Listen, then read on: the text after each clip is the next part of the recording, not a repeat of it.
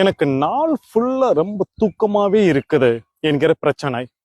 எனக்கு சயாட்டிக்கா என்கிற இடுப்பு பகுதியில் இருக்கிற அந்த நரம்பு பிரச்சனை, அல்லது உடம்புல இருக்கிற நரம்பு பிரச்சனை இரண்டாவது.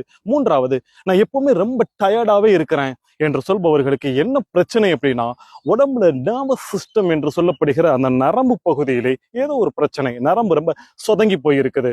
இதுக்கு ஒரு யோகா ஒண்ணு பண்ணலாம். அந்த யோகாவுக்கு பெயர் என்னன்னா வக்ராசனம். அது என்ன தெரியுமா? உடம்பை எப்படி முறுக்கி எடுக்கிற ஒரு யோகா. அதுக்கு என்ன பண்ணணும் அப்படின்றத சொல்லிடுறேன்.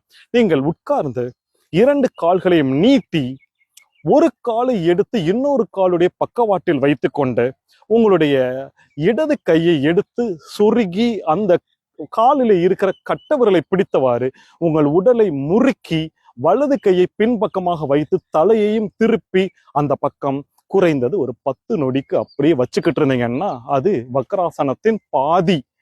அதை முடித்து விட்டு அதை நீங்கள் ஒரு 10 நொடியாவது வச்சுட்டு இருக்கணும். அதுக்கப்புறம் அந்த காலை மறுபடியும் நீட்டி விட்டுட்டு அடுத்த காலை தூக்கி இந்த பக்கம் வச்சு அதை சொன்னது மாதிரியே இன்னொரு ஆசனத்தை இந்த பக்கத்துல நீங்க பண்ணிட்டு பிடிச்சுக்கிட்டு இந்த பக்கம் நீங்க திரும்பி நின்னீங்கன்னா அடுத்த பகுதியான வக்ராசனமும் வந்து முடிந்து விட்டது. இதை இந்த பக்கமும் இந்த பக்கமும் இடது பக்கமும் வலது பக்கமாக மாறி மாறி ஒரு 10 தடவையாவது நீங்க பண்ணீங்கன்னு சொன்னா இத இன்னும் சொல்ல போனா வயதாக வயதாக பண்ணும் பொழுது இந்த இடுப்புல நரம்பு பிடிச்சுக்கிறது, ரொம்ப சோம்பலாக இருப்பது, என்னால உட்கார முடியல.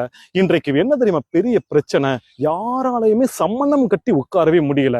சின்ன பையனாக இருந்தாலும் பெரியவங்களாக இருந்தாலும் சம்மணம் கட்டி உட்காரவே முடியல. சம்மணம் என்பது இந்தியாவிலே நம்முடைய ரிஷிமார்கள் கண்டுபிடித்த ஒரு விஷயம். யாராலுமே உட்கார முடியல.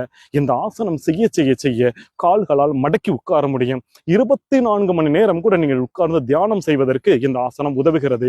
யாருக்கெல்லாம் இடுப்பு பிரச்சனை, நரம்பு பிரச்சனை, நாள் பூரம் தூக்கமா இருக்குது, இது அனைத்தும் இந்த வக்ராசனத்தில் நிவர்த்தி செய்யப்படுகிறது என்பதனால் ஒரு நாளைக்கு ஒரு தடவையாவது, அதாவது 10 முறை தொடர்ந்து செய்து கொண்டே இருங்கள். இந்த ஆசனம் உங்களுக்கு ரொம்ப பயன் தரும்.